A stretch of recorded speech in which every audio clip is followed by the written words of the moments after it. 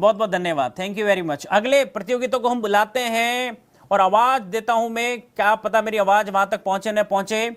उत्तर प्रदेश को आवाज लगा रहा हूं मैं, और उत्तर प्रदेश में आवाज लगा दी जाए। और उत्तर प्रदेश से मेरे साथ जुड़ चुके हैं, अब कौन जुड़े हैं ये तो वही बताएंगे। तो नमस्कार, good evening, very very good evening. तो आपका नाम बता दीजिए। सौम्या कटियार। बिल्कुल, सौम्या जी जुड़ चुके हैं उत्तर प्रदेश से, और वह जुड़ जी चुके सर। हैं कानपुर से। क्या मैं सही हूं? जी सर। बिल्कुल, वेरी गुड। तो उत्तर प्रदेश से हमारे साथ में सौम्या जी जुड़े हैं, लेकिन आपको कुछ बताने वाला हूं।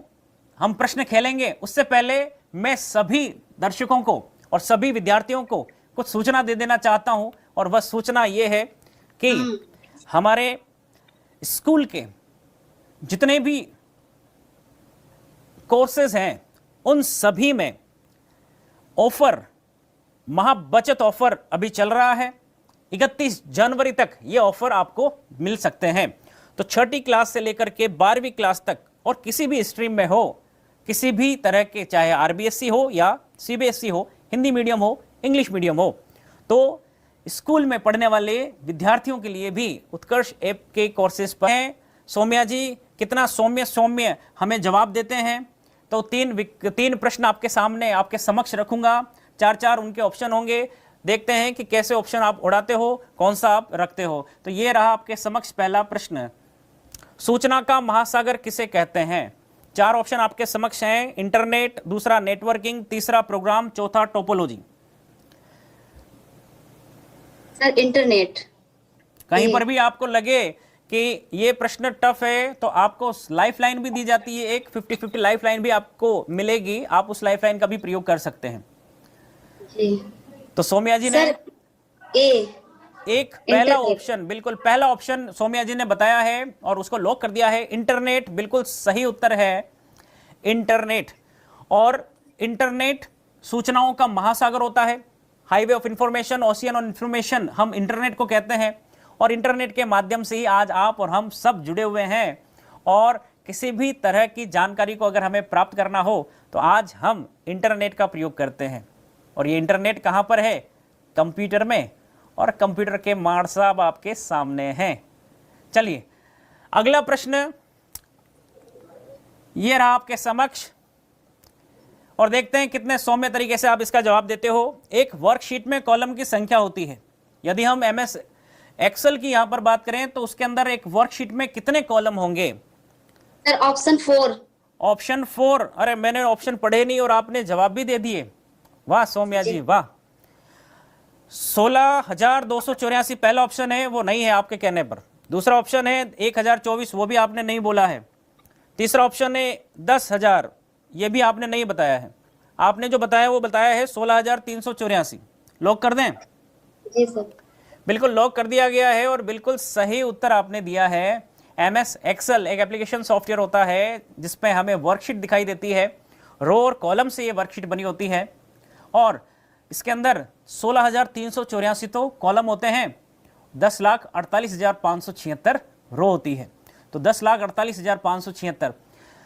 तो मेरे जो भी स्टूडेंट उत्कर्ष जो यूट्यूब पर जुड़े हुए हैं अभी, मैं उनसे एक सवाल पूछता हूं कि 10,48,576 इसके अंदर पंक्तियां होती है। तो आप जो अभी देख रहे हैं वो बताएं कि आखिरी पंक्ति का अंक कौन सा होगा। मेरे सभी जो देख रहे हैं मुझे अभी यूट्यूब पे, तो वो बताएं कि आखिरी लाइन जो एमएस एक्सेल में होगी उसका नंबर कौन सा होगा। तो आप आंसर दे दें कमेंट करके। तब तक मैं सौम्या जी के पास चलते हैं अगले प्रश्न को लेकर के, और 2 प्रश्न के जवाब उन्होंने बिल्कुल सही दिए हैं, 200 रुपए वह जीत चुके हैं। चलते हैं तीसरे प्रश्न की ओर, और तीसरा प्रश्न ये रहा सौम्या जी। पावर पॉइंट के प्रस्तुतिकरण में डुप्लीकेट स्लाइड को जोड़ने के लिए किस शॉर्टकट की का प्रयोग किया जा सकता है? ऑप्शन पहला कंट्रोल जेड, दूसरा कंट्रोल डी, तीसरा कंट्रोल बी, चौथा कंट्रोल आई। डी। दूसरा बी? जी सर। ऑप्शन बी दूसरा ऑप्शन आप बता रहे हैं, आंसर दे रहे हैं? सर लाइफलाइन दे दीजिए। लाइफ लाइन लेंगी, तीसरे प्रश्न में अटक गए हैं और ये लाइफ लाइन की डिमांड कर रहे हैं। हम यहां पर 2 लाइफ लाइन उन्हें दे देते हैं। 2 लाइफ लाइन का मतलब लाइफ लाइन तो एक ही होगी, पर 2 ऑप्शन यहां पर आपको मिलेंगे। 2 गलत हटा दिए गए हैं, अब एक सही एक गलत है। सर बी होगा, बी। बी ऑप्शन होगा, तो बिल्कुल सही आपने उत्तर दिया है। Ctrl+D डुप्लीकेट स्लाइड को इंसर्ट करने के लिए पावर पॉइंट पे इसका उपयोग किया जाता है। तो 3 प्रश्न के जवाब बिल्कुल तीनों सही दिए हैं। तो सौम्या जी ने तीनों प्रश्न के तीनों सही जवाब दिए हैं। सौम्या जी, आपको पढ़ना और संगीत सुनना अच्छा लगता है, जी सर। तो कौन से संगीत में ज़्यादा आपको इंटरेस्ट आता है? सर माहौल के हिसाब से सुन लेते हैं, जब सैड होते हैं तो सैड सॉन्ग, खुश होते हैं तो खुशी वाले सॉन्ग। चलिए, माहौल के अनुसार बिल्कुल सही बात है। सभी व्यक्ति के जीवन में अलग अलग प्रकार की मुद्राएं आती है, अलग अलग समय आता है, कभी खुशी कभी गम, पर हमेशा हमें रहना है दम। बिल्कुल सौम्या जी, सौम्य तरीके से मुस्कुराते रहें।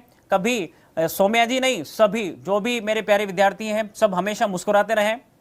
अब समय सब एक जैसा नहीं होता है, लेकिन स्माइल तो एक जैसी हो सकती है हम सबकी। तो सब मुस्कुराते रहें और आगे बढ़ते हैं। तो जो YouTube पर मैंने पूछा था प्रश्न, उसका बिल्कुल सबने सही जवाब दिया है। बहुत शानदार सभी ने जवाब दिया है। तो ये थे हमारे साथ में उत्तर प्रदेश से सौम्या जी। स्वागत करते हैं हम अगले प्रतिभागी का, जिनका नाम है जीतू।